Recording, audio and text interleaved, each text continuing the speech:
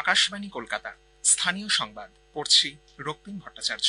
কলকাতার তারাতলায় নির্মীয়মান গোডাউন ভেঙে পড়ার ঘটনায় মৃতের সংখ্যা বেড়ে হয়েছে 17। আজও যুদ্ধকালীন তৎপরতায় চলেছে উদ্ধার কাজ। গ্রাউন্ড পেনিট্রেটিং রেডার এনে 2-3টি অংশ চিহ্নিত করে সেখানে কেউ আটকে আছেন কিনা তা খুঁজে দেখা হচ্ছে। মানুষের অস্তিত্ব নেই বলে নিশ্চিত হওয়ার পরই জোর কদমে ধ্বংসস্তূপ সরানো বা অ্যাগ্রেসিভ কাটিং এর কাজ শুরু হবে। সেনাবাহিনীর পূর্বাঞ্চলীয় কমান্ড, উন্নত যন্ত্রপাতি এবং অ্যাম্বুলেন্স সহ 7টি বিশেষ দল ঘটনাস্থলে রয়েছে। তৈরি করা হয়েছে 10 শয্যার একটি জরুরি চিকিৎসা কেন্দ্র। ভারতীয় সেনাবাহিনী এবং এনডিআরএফ এর ব্যাটালিয়নের সঙ্গে নিখুঁত সমন্বয় রেখে পূর্ব রেলের 70 সদস্যের একটি দল উদ্ধার কাজ চালিয়ে যাচ্ছে। রেলের তরফে 10টি অক্সি কাটার, 6টি অ্যাগ্রেসিভ কাটার এবং 3টি প্লাজমা কাটিং ইউনিট কাজে লাগানো হয়েছে। তারাতলার মতো মর্মান্তিক দুর্ঘটনা যাতে আগামী দিনে আর না ঘটে সেজন্য মুখ্যমন্ত্রী শুভেন্দু অধিকারী একগুচ্ছ পদক্ষেপের কথা ঘোষণা করেছেন। আপাতত 6 তলা বা তার বেশি উঁচু যে বহুতলগুলির নির্মাণ কাজ চলছে, আগামী 1 মাস তা বন্ধ রাখতে হবে বলে মুখ্যমন্ত্রী নির্দেশ দিয়েছেন। কলকাতা ময়দানে পূর্ত দপ্তরের টেন্টে গতকাল এক সাংবাদিক বৈঠকে মুখ্যমন্ত্রী বলেন, কলকাতা পুরসভার সঙ্গে বিধাননগর, রাজারহাট নিউ টাউন এলাকা, এনকেডিএ, পূজালি, বজবজ, মহেশতলা, দক্ষিণ দমদম, বড়ানগর, কামারহাটি, হাওড়া ও বালি পুরসভার অঞ্চলে যে বাড়িগুলি গঙ্গার ধারে গড়ে উঠেছে সেগুলির ক্ষেত্রেও এই নির্দেশিকা বলবৎ হবে। এই বিধিনিষেধের মধ্যে বসত বাড়ি পড়ছে না। স্থানীয় ও আন্তর্জাতিক অর্থনৈতিক বিকাশ, কর্মসংস্থান সৃষ্টি এবং সুস্থায়ী উন্নয়নের লক্ষ্যে ব্যবসার গুরুত্ব তুলে ধরতে আজ সারা দেশের সঙ্গে এ রাজ্যেও উদযাপিত হচ্ছে বিশ্ব অতিক্ষুদ্র, ক্ষুদ্র ও মাঝারি শিল্পোদ্যোগ এমএসএমই দিবস।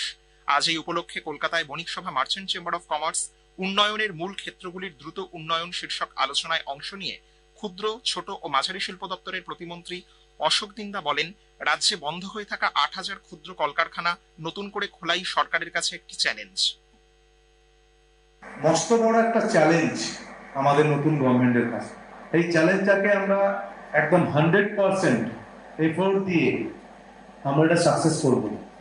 আমরা এই এমএসএমই, ছোট বড় মাঝারি ক্ষুদ্র শিল্প মোরালেস প্রায় 8,000-এর কাছাকাছি ফ্যাক্টরিজ বন্ধ হয়ে গেছে। এগুলো চ্যালেঞ্জ, সেগুলোকে রিবিল্ড আপ করানো, তাদেরকে নতুন করে কাজ করার সুযোগ করে দেওয়া, সেই চ্যালেঞ্জটা আমাদের কাছে সবার কাছে থাকবে। জলপাইগুড়ির ডাবগ্রাম 2 নম্বর গ্রাম পঞ্চায়েত এলাকায় বেহাল রাস্তার অভিযোগ সামনে আসতেই গতকাল নরেশমোড় এলাকা ঘুরে দেখেন পর্যটন মন্ত্রী শঙ্কর ঘোষ এবং ডাবগ্রাম 2 নম্বর গ্রাম পঞ্চায়েতের প্রধান মিতালি মালাকার। পরিদর্শনের সময় রাস্তার পাশাপাশি আরো বিভিন্ন সমস্যা নিয়ে বাসিন্দাদের অভিযোগ শোনেন পর্যটন মন্ত্রী। রাস্তা সংস্কারের পাশাপাশি এলাকার অন্যান্য নাগরিক সমস্যার সমাধানে প্রয়োজনীয় উদ্যোগ নেওয়া হবে বলেও আশ্বাস দেন তিনি। রাজ্যের বিভিন্ন জেলায় জাল লটারির টিকিট বিক্রির অভিযোগ নিয়ে কলকাতা হাইকোর্টে জনস্বার্থ মামলা দায়ের হয়েছে।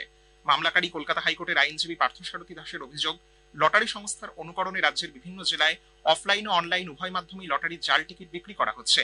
ঘটনায় উপযুক্ত পুলিশি তদন্তের আর্জি জানিয়েছেন তিনি। ভারপ্রাপ্ত প্রধান বিচারপতি তপব্রত চক্রবর্তী ও বিচারপতি পার্থসারথী চট্টোপাধ্যায়ের বেঞ্চে আগামী সপ্তাহে এই মামলার শুনানি হতে পারে। এদিকে পূর্ব বর্ধমানের মেমারি থেকে আজই জাল লটারি টিকিট বিক্রির অভিযোগে সন্তু দাস, সুজয় মিত্র এবং নীতিশ তেওয়ারি নামে 3 জনকে গ্রেফতার করেছে পুলিশ। ভাটপাড়া পৌরসভার 35 নম্বর ওয়ার্ডের উত্তর মণ্ডলপাড়া এলাকায় রাত 2:25 নাগাদ পরপর 2টি বোমা বিস্ফোরণের ঘটনায় উত্তেজনা ছড়িয়েছে। স্থানীয় মিতা মজুমদার নামে এক বাসিন্দার বাড়ির সামনেই ঘটনা ঘটে বলে জানা গেছে। ভাটপাড়া থানার বিশাল পুলিশ বাহিনী এবং কেন্দ্রীয় বাহিনী গোটা এলাকা ঘিরে রেখেছে।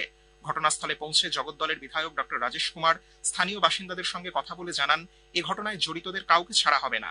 এ বিষয়ে রাজ্য সরকার কড়া আইন আনছে বলেও জানান তিনি। ধর্মীয় উৎসাহ উদ্দীপনার মধ্য দিয়ে আজ উত্তর 24 পরগনার ঐতিহ্যবাহী পানিহাটিতে ক্ষীরের মেলা তথা দণ্ড মহোৎসব উপলক্ষে সকাল থেকেই পুণ্যার্থী ও ভক্তদের ভিড়। কথিত আছে, এই মেলার শুরু শ্রী চৈতন্যদেবের সময়কালে। চৈতন্য মহাপ্রভুর মন্দিরে চিড়ে, দই, মিষ্টি সহযোগে পুজো দিচ্ছেন ভক্তরা। গঙ্গা তীরবর্তী মহোৎসবতলা ঘাটে 510তম দণ্ড মহোৎসব পালিত হচ্ছে। নদিয়ার মায়াপুরেও এই উপলক্ষে চিরাদধি মহোৎসব পালিত হচ্ছে। উত্তর দিনাজপুরের রায়গঞ্জ গার্লস প্রাথমিক বিদ্যালয়ে যথাযোগ্য মর্যাদায় সাহিত্য সম্রাট বঙ্কিমচন্দ্র চট্টোপাধ্যায়ের জন্মজয়ন্তী পালিত হয়।